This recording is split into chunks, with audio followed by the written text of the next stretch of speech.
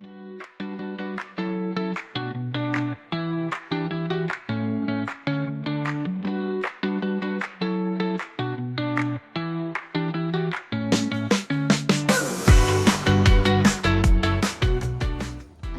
warahmatullahi wabarakatuh.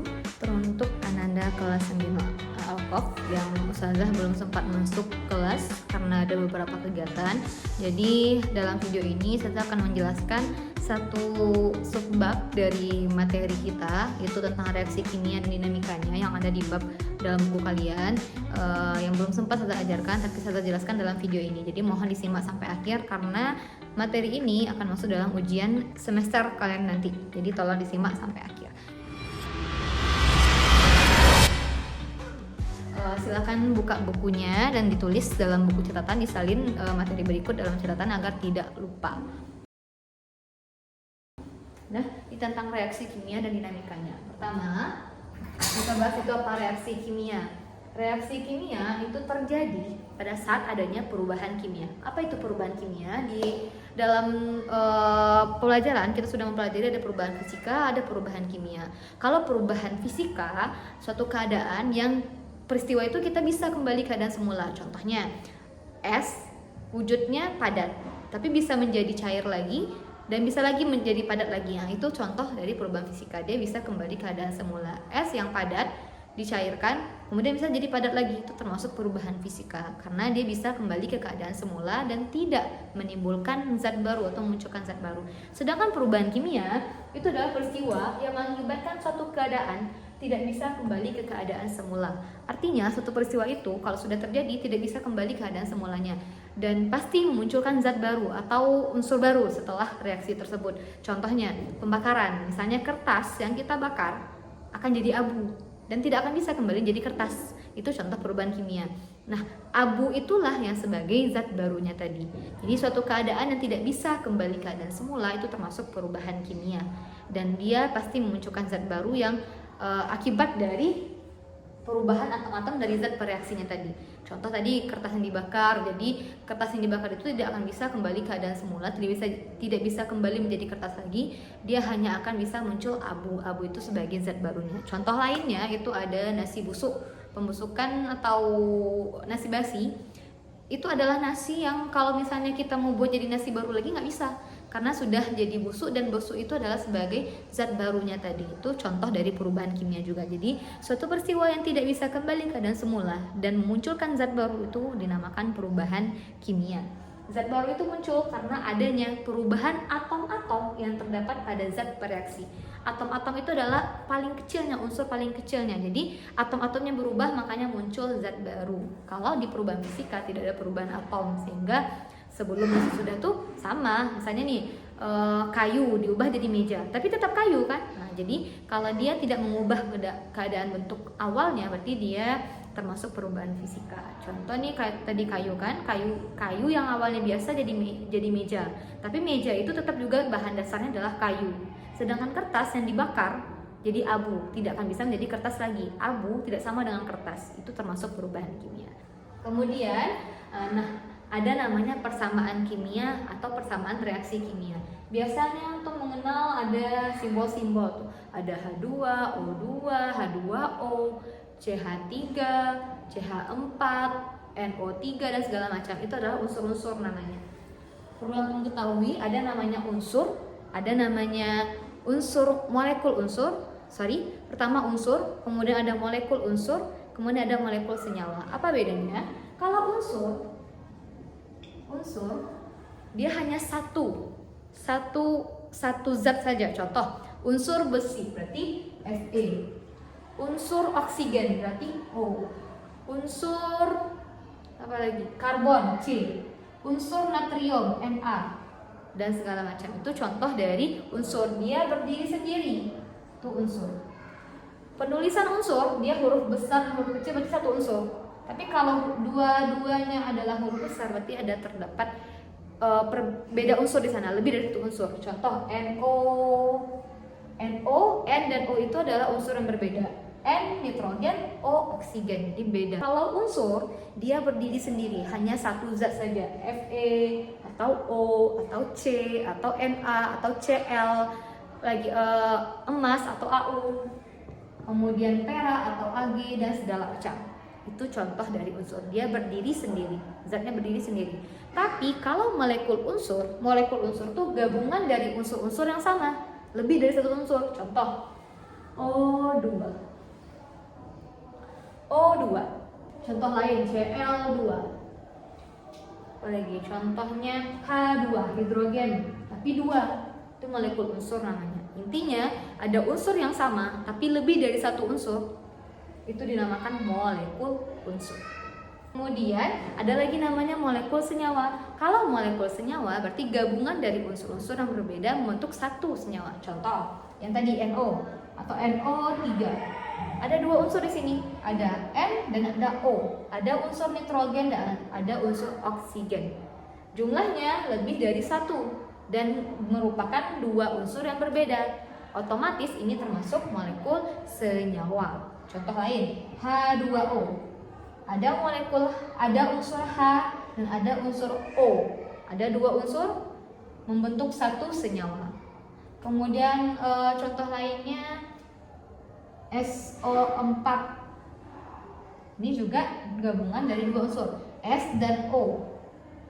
Ini namanya molekul senyawa. Itu beda dari molekul unsur dan molekul senyawa. Kalau unsur dia berdiri sendiri. Kalau molekul unsur adalah gabungan dari unsur yang sama, membentuk lebih dari satu unsur. Contoh H2, O2, Cl2 dan segala macam. Kemudian ada molekul senyawa, itu gabungan dari unsur-unsur yang berbeda. Contohnya NO3, H2O, SO4, itu adalah molekul senyawa.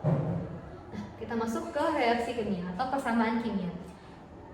Reaksi kimia itu ditulis dalam bentuk persamaan kimia untuk menunjukkan apa yang terjadi sebelum dan sesudah reaksi tersebut. Jadi penulisannya yang sebelah kiri itu adalah pereaksi atau nama lainnya reaktan. Pereaksi atau nama lainnya reaktan. Dan sebelah kanan, sebelah tanda panah itu produk atau hasil reaksinya.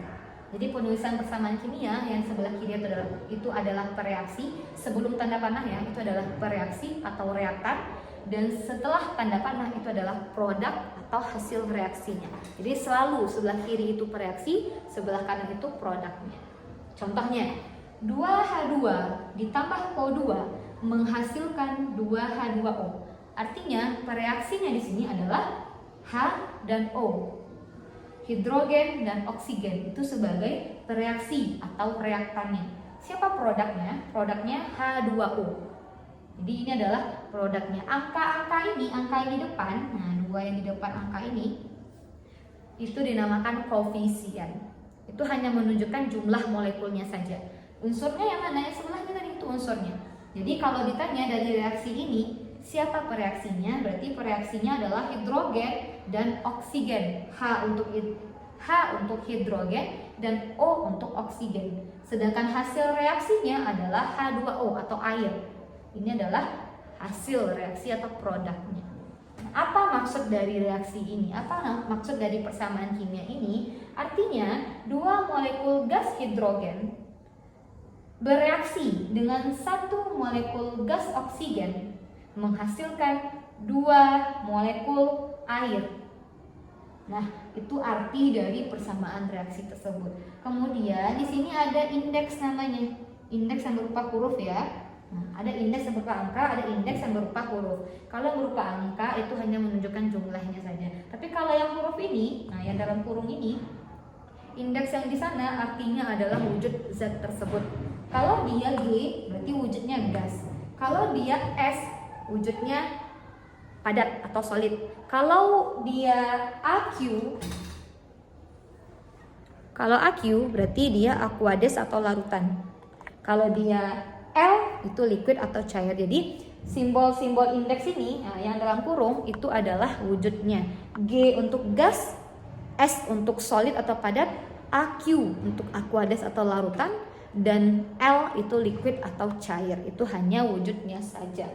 Jadi itu gambaran dari bentuk persamaan reaksi kimia. Ini contohnya tadi. Nah, sekarang kita bahas lagi jenis-jenis reaksi kimia. Jenis-jenis reaksi kimia itu ada 5. Ada namanya reaksi kombinasi atau sintesis, ada namanya reaksi penguraian atau dekomposisi, ada namanya reaksi pembakaran, ada namanya reaksi penggantian tunggal, dan terakhir ada namanya reaksi pertukaran ganda atau metatesis. Ada 5 jenis reaksi. Bentuk soal ujiannya nanti gimana, Zak? Itu adalah mengklasifikasikan jenis reaksi ini termasuk jenis reaksi apa. Misal nih dibikin reaksinya seperti ini. Nih contoh persamaan reaksi yang dibikin di soal. Ini termasuk reaksi apa?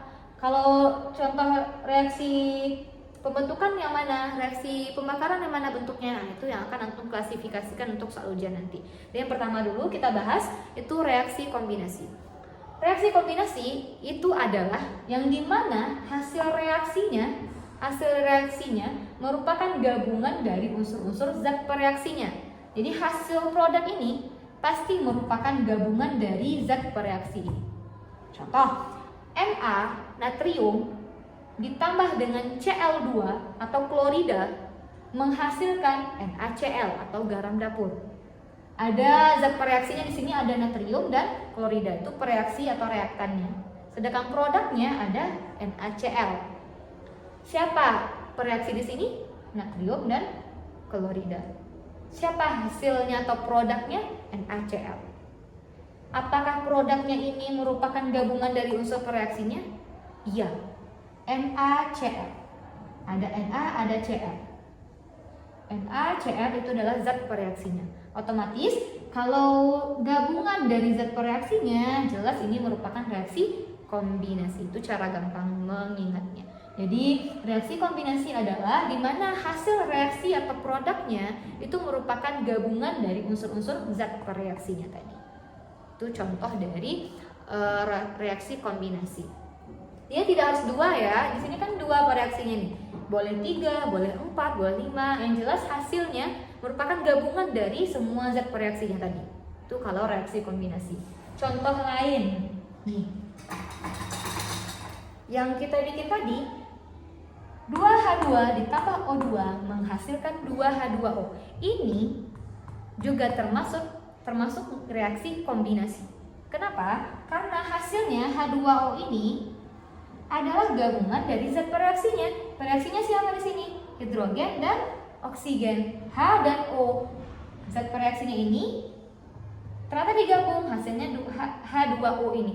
Nah, berarti kalau reaksi kombinasi adalah di mana produknya merupakan gabungan dari zat pereaksinya. Itu kalau reaksi kombinasi. Lanjut. Yang kedua, reaksi penguraian. Reaksi penguraian itu di mana zat atau senyawa yang lebih kompleks diuraikan jadi zat yang lebih sederhana. Contoh, 2H2O diuraikan menjadi 2H2 ditambah O2. Di mana pertama nih, kompleks nih senyawanya, 2H2O diuraikan jadi kecil-kecil, hidrogen dan oksigen. Jadi awalnya dia banyak nih molekul senyawa H2O gabungannya. Nah, diuraikan dia, hasilnya malah yang kecil, hidrogen dan oksigen. Unsurnya dipecah, hidrogen dan oksigen. Nah, itu namanya penguraian. Yang awalnya kompleks, kemudian hasilnya dipecah. Itu namanya reaksi penguraian. Jadi biasanya kalau reaksi penguraian, pereaksinya hanya satu. Reaktannya hanya satu. Di sini H2O reaktannya. Sedangkan produknya ada hidrogen dan oksigen. Jadi tetap selalu yang sebelah kiri tanda panah itu reaktan atau pereaksi, sedangkan sebelah kanan tanda panah itu merupakan produk atau hasil reaksi. Lanjut, reaksi pembakaran. Nah, kalau reaksi pembakaran ini gampang cara mendeteksinya. Reaksi pembakaran pasti dia membutuhkan O2, pasti butuh oksigen. Namanya reaksi pembakaran, yang namanya membakar itu butuh oksigen. Jadi dalam reaksinya pasti ada oksigen di pereaksinya. Itu kalau pembakaran. Kemudian hasilnya, produknya pasti CO2 dan H2O. Itu hasil dari pembakaran. Contoh nyata di kehidupan kita saat kita mendapatkan energi. Energi tubuh itu kita dapat dari makan. Makanan yang kita makan itu masuk ke dalam tubuh dan dibakar dibantu oleh oksigen. Kita pembakaran zat sisa makanan itu dibantu oleh oksigen. Setelah oksigen membakar zat sisa makanan kita, dihasilkanlah energi dan keluarnya CO2 atau karbon dioksida dan uap air H2O. Jadi reaksi pembakaran ini dia pasti membutuhkan O2 untuk oksigen di pereaksinya. Kemudian hasilnya pasti ada CO2 dan H2O. Kalau dia hanya salah satunya saja, apakah termasuk? Kan nih hasilnya dua nih, CO2 dan H2O nih. Kalau misalnya di hasilnya cuma CO2 saja, tidak ada H2O, apakah itu juga reaksi pembakaran? Tidak. Jadi yang namanya reaksi pembakaran hasilnya harus dua-duanya, ada CO2 dan H2O. Dan pereaksinya pasti ada O2, pasti ada oksigen, karena pembakaran butuh oksigen. Tuh, itu contoh reaksi pembakaran. CH4 ditambah 2O2 menghasilkan CO2 tambah 2H2O. Jadi reaksi atau reaktannya ada O2 dan hasilnya ada CO2 dan H2O. Itulah contoh dari reaksi pembakaran. Lanjut. Yang keempat ada reaksi penggantian tunggal. 4 dan 5 ini mirip. Kalau yang 4 reaksi penggantian tunggal, kalau yang kelima reaksi pertukaran ganda. Kalau penggantian tunggal, dia kayak teman diskusi. Misalnya nih, A tambah B, AB tambah CD, hasilnya A, C tambah B misal. Jadi dia kayak pertama teman diskusinya si A ini B kawan diskusinya, si C ini kawan diskusinya D. Tapi hasilnya si A berganti teman diskusi jadi C dan si B jadi berdiri sendiri. Nah, itu pertukaran ganda, pertukaran tunggal. Nah, ini yang keempat, pertukaran tunggal. Jadi dia seperti teman diskusinya itu diceng, tapi hanya salah satu, tidak dua-duanya diceng. Jadi kayak AB tambah CD, awalnya kawan-kawan si A nya adalah B, tiba-tiba hasilnya diganti jadi C. Tapi untuk yang keduanya tetap dia tidak ditukar atau tidak diceng, itu tunggal. Ini contohnya Fe ditambah CuSO4 menghasilkan FeSO4 ditambah Cu. Yang awalnya Fe berdiri sendiri, di hasilnya dia berganti dengan digabung dengan SO4. Jadi Fe yang awalnya berdiri sendiri tiba-tiba hasilnya bergabung dengan SO4. Sedangkan Cu dia berdiri sendiri. Artinya pertukaran tunggal ini dia berganti itu, diceng itu hanya salah satunya saja. Itu kalau nomor 4. Sedangkan nomor 5, pertukaran ganda atau metatesis, teman diskusinya diceng dua-duanya. Awalnya nih, AB tambah CD, hasilnya bisa AC tambah BD. Dua-duanya diceng. A diceng, C juga diceng kawannya. Pertama A dengan B diganti dengan C. Pertama C dengan D diganti dengan B. Itu artinya kalau pertukaran ganda ini dua-duanya diceng teman diskusinya. Contoh nih, PbNO3 bereaksi dengan Ki menghasilkan PbI2 tambah KNO3. Awalnya Pb dengan NO3 kawan diskusinya nih. Tiba-tiba Pb ganti teman diskusi hasilnya. Hasil dari reaksinya itu Pb yang awalnya dengan NO3 diganti teman diskusinya jadi PbI2. Nah, diganti dengan ini. Pb bergabung dengan I. NO3 bergabung dengan K. Artinya kalau nomor 5 ini reaksi pertukaran ganda ini dua-dua unsurnya diganti teman diskusinya. Sedangkan pergantian tunggal dia hanya salah satu unsurnya saja yang diganti teman diskusinya. Kawan sebelahnya diganti. Itu contoh nomor 4 dan 5. Dia mirip cuma beda. Nomor 4 ini hanya salah satu yang diceng. Nomor 5 ini dua-duanya diceng teman diskusinya atau kawan sebelahnya. Mungkin itu jenis-jenis reaksi kimia. Jadi ada 5 jenis reaksi. Yang pertama reaksi kombinasi, yang dimana hasil reaksinya pasti merupakan gabungan dari zat-zat pereaksinya. Itu reaksi kombinasi. Kalau reaksi penguraian, pasti senyawa yang kompleks, yang satu reaktan, satu pereaksinya diuraikan menjadi zat yang lebih kecil, hidrogen dan oksigen. Awalnya besar, diuraikan jadi zat-zat yang kecil. H2O jadi H2 dan O2. Itu penguraian. Jadi biasanya kalau penguraian cuma satu pereaksinya. Sedangkan kalau kombinasi pereaksinya pasti lebih dari satu. Ini contoh, natrium klorida ada 2 pereaksinya. Sedangkan di reaksi penguraian pereaksi atau reaktannya hanya satu, H2O saja. Itu reaksi penguraian. Kemudian reaksi pembakaran, cara gampangnya dia pasti butuh O2 dan hasilnya pasti CO2 dan H2O. Itu jelas reaksi pembakaran. Yang keempat, reaksi penggantian tunggal. Kalau penggantian tunggal, dia hanya salah satu unsurnya saja diceng teman sebelah unsurnya. Contoh, Fe tambah CuSO4 yang awalnya Fe berdiri sendiri, diceng digabung dengan SO4 dan Cu berdiri sendiri. Salah satunya saja yang diceng. Kemudian nomor 5, reaksi pertukaran ganda.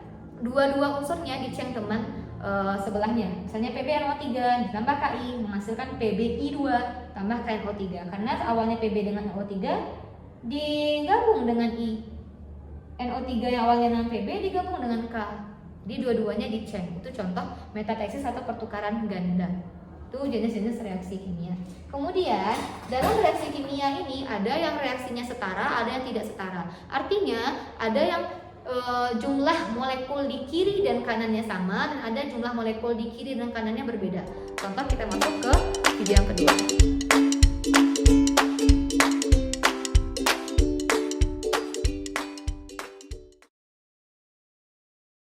Kita masuk ke cara menyetarakan reaksi. Kita tentukan dulu.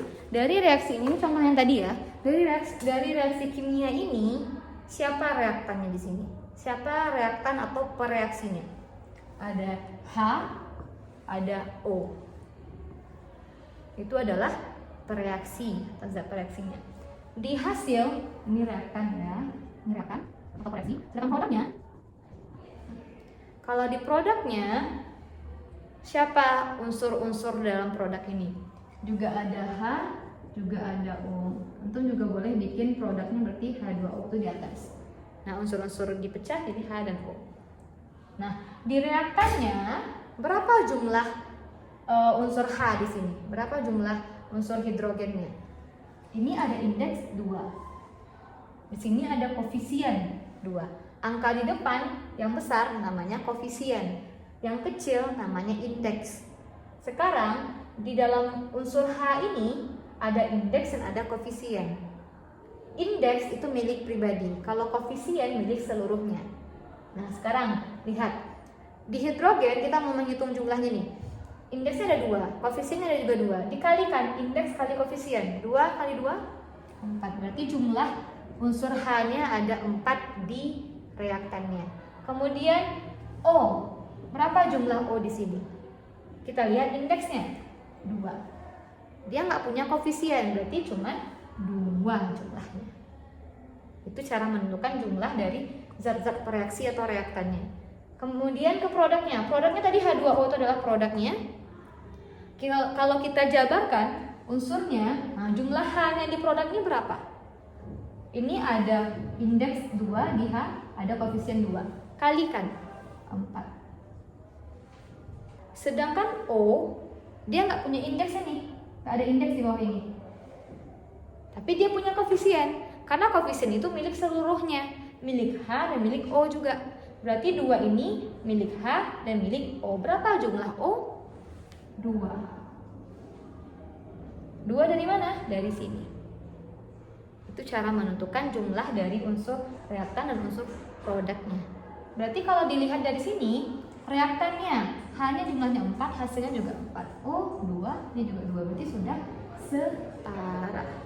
Sudah seperti ini, jadi reaksi kimianya sudah setara. Ada reaksi kimia belum setara. Contoh, kita lihat, perhatikan soal berikut. Nah, ini contoh yang kedua. Ada reaksi, ini kan contoh yang pertama tadi reaksinya sudah setara. Sekarang contoh yang kedua. Ada N2 nitrogen ditambah dengan H2 atau hidrogen menghasilkan NH3.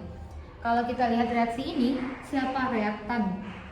Siapa reaktan atau pereaksi? N2 dan H2. Untuk bikin unsur N dan H. Nah, berapa jumlah N di reaksi ini? Jumlah N-nya ada 2. Jumlah H-nya ada 2. Pas ya. Sekarang produknya. Siapa produknya dari reaksi ini? NH3 itu adalah produknya. Kalau kita jabarkan, ada unsur N, ada unsur H. Ingat, kalau dia huruf besar kedua-duanya berarti adalah 2 unsur yang berbeda. Kecuali dia gabungan huruf besar dan huruf kecil. Ini satu unsur berarti nih. F-nya F besar, E-nya E kecil. Berarti ini satu unsur. S, O. S besar, O besar. Berarti 2 unsur. Sama kayak NH3. N dan H itu beda unsur, makanya kita jabarkan berbeda juga. Kalau ditanya siapa produknya NH3. Tapi kalau kita jabarkan seperti ini, berapa jumlah N dalam produk ini? Tidak ada koefisien kan? Berarti jumlahnya 1. Berapa jumlah H di produk ini? Lihat indeksnya 3, berarti jumlah H-nya 3.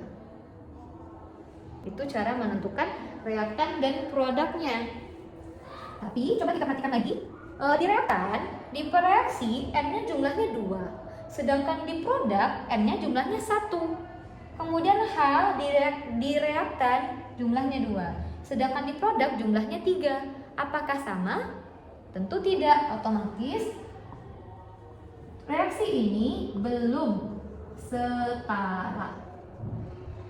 Gimana cara menyetarakannya? Kita samakan, kita boleh menambah koefisien. Kita nggak boleh menghapus indeks, nggak boleh menghapus yang kecil-kecilnya, nggak boleh dihapus. Tapi nambah koefisien boleh. Koefisien tuh angka di depannya koefisien namanya, angka di depan. Kita boleh nambah koefisien atau mengubahnya juga boleh. Cuman indeks ini nggak boleh kita ubah. Contoh nih, sekarang N-nya di reaksi 2, sedangkan di kanan 3. Gimana cara? N-nya di kanan 1. Gimana caranya kiri dan kanan jumlah N-nya sama? Sekarang 1 nih, sedangkan di kiri 2. Gimana bikin kanan juga 2? Tambah koefisien. Tambah koefisien 2 di depan, otomatis N jumlahnya 2. Di kiri juga 2. Itu cara menghitung kiri dan kanannya udah sama. Nah, sekarang H-nya di sini H-nya 2. Di kiri nih H-nya 2. Sedangkan di kanan berapa jadi jumlah H-nya? Ini ada koefisiennya 2. Ini ada indeks 3. Kita kalikan 3 kali 2 6. Berarti jumlah H di kanan itu 6. Sedangkan jumlah H di kiri 2. Gimana cara menyamakannya? 2 kali berapa yang hasilnya 6? 3. Jadi kiri hanya 6, kanan hanya juga 6. Coba kita hitung reaktan. N-nya 2, H-nya 2 kali 3, 6. Produk N-nya 2, H-nya 3 kali 2, 6. Jadi yang namanya koefisien itu milik keduanya. Tapi kalau indeks yang kecil itu milik pribadi. Kalau koefisien milik N dan milik H juga. Kalau koefisien milik pribadi. Sekarang kalau N, karena dia nggak punya indeks, berarti dia cuma punya 2 di koefisien. Sedangkan H dia punya indeks dan punya koefisien. Berarti kalikan 3 kali 2, 6. Biar sama kiri dan kanan, makanya kita tambah 3 di sini. Karena 2 kali berapa yang hasilnya juga 6? 3. Gitu cara. Kalau sudah seperti ini, berarti sudah setara. Karena jumlah kiri dan kanannya sama. Itu cara menyetarakan reaksi kimia.